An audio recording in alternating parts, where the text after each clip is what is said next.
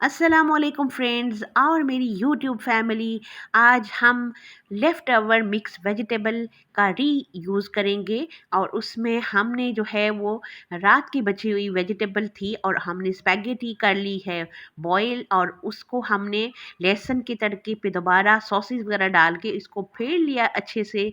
और इसमें हमने जो है वो सोया सॉस, सिरका और चिली सॉस और साथ जो है हमने थोड़ी काली मिर्च इसमें ऐड किए, और उसके साथ जो है वो हमने इसको अच्छे से वापस जो है वो पका लिया। चिकन पाउडर हमने 1 टेबलस्पून डाला और उसके साथ ही जो है हमने इसमें मिक्स किए स्पैगेटी, और ये जी मज़ेदार किस्म का जो है हमारी मिक्स वेजिटेबल का रीयूज़ और बहुत ही टेस्टी दोबारा से हमारी बनी एक नई रेसिपी। और इस तरीके से आप भी बनाएँ, खाएँ और एन्जॉय करें और मुझे रखें अपनी दवाओं में याद। इंशाल्लाह मिलते हैं एक नई और बहुत ही मज़ेदार सी रेसिपी के साथ। तब तक के लिए मुझे दें इजाज़त। अल्लाह ने के